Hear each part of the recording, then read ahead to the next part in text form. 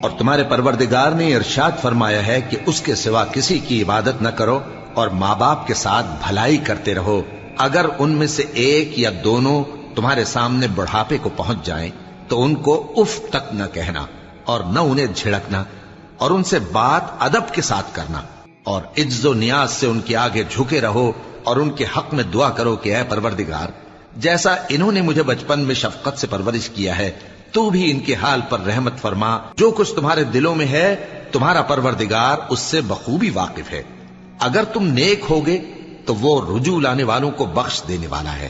اور رشتہ داروں اور محتاجوں اور مسافروں کو ان کا حق ادا کرو، اور فضول خرچی سے مال نہ اڑاؤ کہ فضول خرچی کرنے والے تو شیطان کے بھائی ہیں، اور شیطان اپنے پروردگار کی نعمتوں کا کفران کرنے والا یعنی ناشکرا ہے۔ اور اگر تم اپنے پروردگار کی رحمت یعنی فراخ دستی کے انتظار میں جس کی تمہیں امید ہو ان مستحقین کی طرف توجہ نہ کر سکو تو ان سے نرمی سے بات کہہ دیا کرو، اور اپنے ہاتھ کو نہ تو گردن سے بندھا ہوا یعنی بہت تنگ کر لو کہ کسی کو کچھ دو ہی نہیں، اور نہ بالکل کھول ہی دو کہ سبھی کچھ دے ڈالو، اور انجام یہ ہو کہ ملامت زدہ اور حسرت زدہ ہو کر بیٹھ جاؤ۔ بے شک تمہارا پروردگار جس کی روزی چاہتا ہے فراخ کر دیتا ہے اور جس کی روزی چاہتا ہے تنگ کر دیتا ہے۔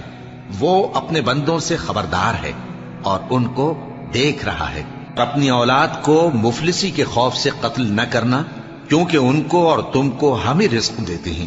کچھ شک نہیں کہ ان کا مار ڈالنا بڑا سخت گناہ ہے، اور زنا کے پاس بھی نہ جانا کہ وہ بے حیائی ہے اور بری راہ ہے۔ اور جس جاندار کا مارنا اللہ نے حرام کیا ہے اسے قتل نہ کرنا مگر جائز طور پر یعنی بفتوائے شریعت۔ اور جو شخص ظلم سے قتل کیا جائے ہم نے اس کے وارث کو اختیار دیا ہے کہ ظالم قاتل سے بدلہ لے، تو اس کو چاہیے کہ قتل کے قصاص میں زیادتی نہ کرے کہ وہ منصور و فتح یاب ہے۔ اور یتیم کے مال کے پاس بھی نہ پھٹکنا مگر ایسے طریق سے کہ بہت بہتر ہو، یہاں تک کہ وہ جوانی کو پہنچ جائے۔ اور عہد کو پورا کرو کہ عہد کے بارے میں ضرور پرسش ہوگی، اور جب کوئی چیز ناپ کر دینے لگو تو پیمانہ پورا بھرا کرو، اور جب تول کر دو تو ترازو سیدھی رکھ کر تولا کرو۔ یہ بہت اچھی بات اور انجام کے لحاظ سے بھی بہت بہتر ہے۔ اور اے بندے، جس چیز کا تجھے علم نہیں اس کے پیچھے نہ پڑ کہ کان اور آنکھ اور دل ان سب اعضاء کے بارے میں ضرور باز پرس ہوگی۔ اور زمین پر اکڑ کر اور تن کر مت چل کہ تو زمین کو پھاڑ تو نہیں ڈالے گا اور نہ لمبا ہو کر پہاڑوں کی چوٹی تک پہنچ جائے گا۔ ان سب عادتوں کی برائی تیرے پروردگار کے نزدیک بہت ناپسند ہے۔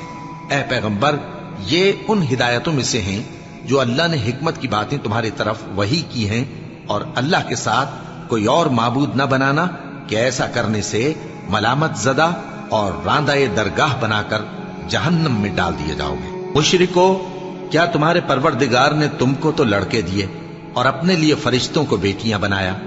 کچھ شک نہیں کہ یہ تم بڑی نامعقول بات کہتے ہو۔